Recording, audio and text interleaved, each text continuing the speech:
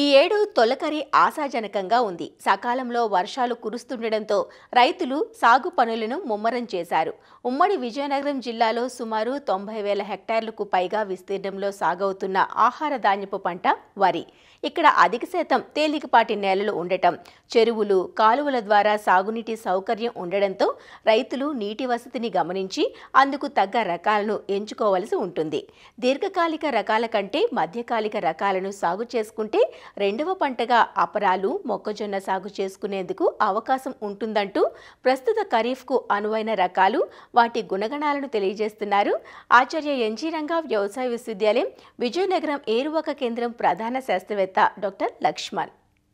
విజయనగరం జిల్లాలో దాదాపు తేలికపాటి నేలలు ఎక్కువగా చూస్తాము. అదేవిధంగా వర్షాలు పడిన తర్వాత ఏదైతే ఈ కాలువల ద్వారా వచ్చిన నీరు చెరువుల్లో నిండిన తర్వాత మాత్రమే సాగు ప్రారంభమవుతుంది.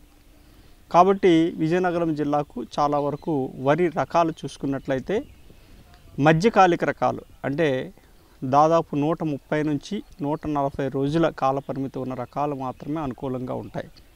ఎందుకంటే సాగు దాదాపు జూలై మాసంలో ప్రారంభమవుతుంది. కాబట్టి దీర్ఘకాలిక రకాలు వేసుకున్నట్లయితే ఈ వరి మాగాణుల్లో వేసేటటువంటి అపరాలకి ఆలస్యం అవడం కానీ, లేదంటే వరి కోసిన తర్వాత మొక్కజొన్న విత్తుకునే వానికి కూడా ఆలస్యం అవడం కారణంగా రైతులు ఎక్కువగా ఈ యొక్క మధ్యకాలిక రకాలను మాత్రమే అనుకూలంగా ఉంటాయని భావించి వాటిని మాత్రమే సాగు చేయడం జరుగుతుంది.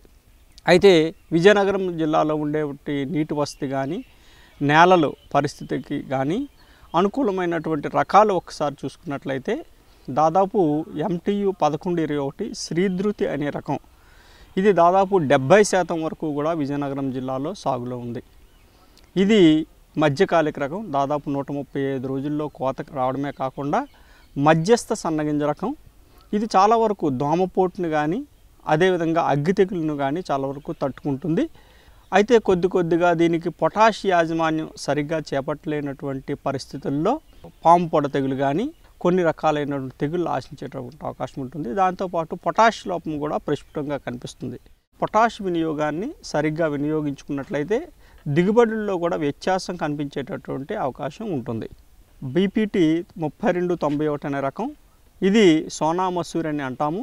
ఇది కూడా ఖరీఫ్లో 135 నుంచి 140 రోజుల్లో కోతకు రావడమే కాకుండా అన్నానికి తినడానికి బాగా అనుకూలమైనటువంటి రకం కాబట్టి రైతులు దీన్ని ఎక్కువగా సాగు చేస్తారు. అయితే ఈ రకాన్ని సాగు చేసినప్పుడు కొంచెం తక్కువ మోతాదులో నత్రజనిని వేసుకొని ఖరీఫ్కు ముందు ఈ యొక్క పచ్చిరొట్ట పంటలను పండించుకొని దాన్ని కలిదున్నుకొని నత్రజనిని 25 నుంచి 30% తగ్గించుకున్నట్లయితే ఈ యొక్క దోమపోటు కానీ ఇతర తెగుళ్ళు కానీ రాకుండా ఉండి మనకు నాణ్యమైన అధిక దిగుబడి వచ్చేటటువంటి అవకాశం ఉంటుంది. మారుటేరు నుంచి ఈ మధ్య కాలంలో విడుదలైనటువంటి MTU 1310 అనే రకం ఈ మధ్యకాలంలో మనం ఇది ఒక ప్రథమ శ్రేణి ప్రదర్శనల క్షేత్రాల ద్వారా కూడా విజయనగరం జిల్లాలో చేపట్టడం జరిగింది. ఇది దాదాపు 140 రోజుల్లో ఖరీఫ్లో కోతకు రావడమే కాకుండా ఎటువంటి తెగుళ్ళు కూడా ఆశించట్లేదు, అదేవిధంగా పడిపోవట్లేదు చేను. ఇది కూడా మధ్యస్థ సన్నగింజ కాబట్టి దీన్ని మిల్లర్లు కూడా కొనడం ఎటువంటి అభ్యంతరం లేకుండా కొనడం జరుగుతుంది. మారిటేర్ నుంచి విడుదలైనటువంటి MTU 1321 అనే రకం, ఇది కూడా 140 రోజుల్లో కోతకు వస్తుంది. ఇది సన్నగింజ రకము. BPT 5204 సాంబా మసూరి అని మనం వ్యవహరించేటటువంటి రకం. మనం ఒక విజయనగరం జిల్లాలో ఒక 5% వరకు కూడా పండించడం జరుగుతుంది. దీనిని ఎక్కువగా ఏంటంటే తినడం కోసం రైతులు సాగు చేస్తున్నారు. ఈ రకాన్ని కూడా సాగు చేసేటువంటి రైతులు ఈ యొక్క కట్టెజనుము కానీ, పిల్లి పెసర కానీ, ఒకవేళ జీలుగ వంటి పంటల్ని వేసుకొని 45 రోజుల తర్వాత కలిదున్నుకొని నత్రజని మోతాదుని చాలా వరకు తగ్గించుకొని కాలిబాట్లు తీసుకొని తూర్పు నుంచి పడమర దిశగా పండించుకున్నట్లయితే నాణ్యమైన అధిక దిగుబడి మనం ఈ రకంతో సాధించవచ్చు. ఈ BPT 5204 ప్రత్యేకంగా మారిటేరు నుంచి విడుదలైనటువంటి మారిటేరు సాంబా MTU 1224 అంటాం. ఇది దాదాపు 140 రోజుల్లో కోతకు రావడమే కాకుండా సాంబా మసూరితో సరిసమానంగా క్వాలిటీ కలిగినటువంటి రకం. దీన్ని కూడా మనం సాంబా మసూరికి ప్రత్యామ్నాయంగా పండించుకోవచ్చు. అయితే ఇది కూడా పండించినప్పుడు ఏంటంటే నత్రజని మోతాదు తక్కువగా ఉపయోగించుకొని పచ్చిరొట్ట పైరుని మాత్రం ఖరీఫ్కు ముందు వేసుకున్నట్లయితే అధిక దిగుబడులు, నాణ్యమైనటువంటి దిగుబడులు మనం సాధించవచ్చు. MTU 1232 అనే రకం. ఇంకొకటి ఇది కూడా మారిటేరు నుంచి విడుదలైంది.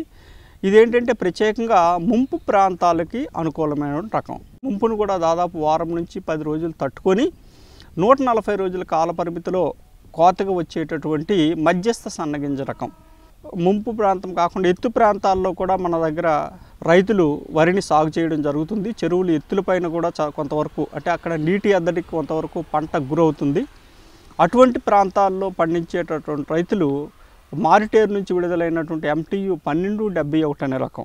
ఇది సాంబా మసూరితో సరిసమానంగా నాణ్యత కలిగినటువంటి రకము.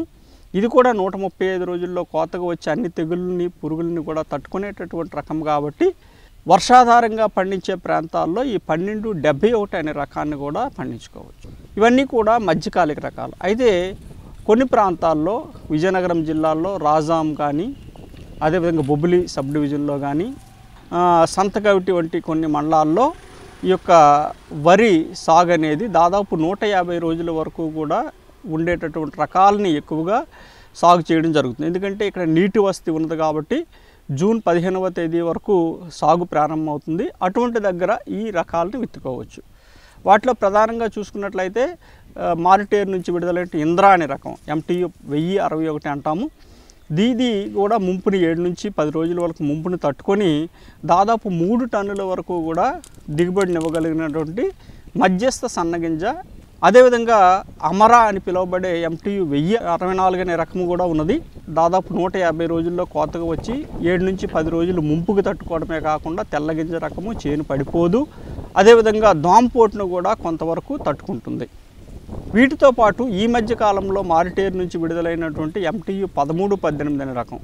ఇది ప్రత్యేకంగా 150 రోజుల కాలపరిమితి కలిగి స్వర్ణతో సరిసమానంగా పోలేటటువంటి గింజ నాణ్యత కలిగినటువంటి రకం.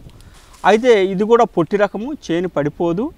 అయినప్పటికీ ఈ యొక్క రకాన్ని పండించేటటువంటి రైతులు ప్రత్యేకంగా నత్రజని వినియోగం విషయంలో కొంచెం జాగ్రత్త తీసుకోవాలి.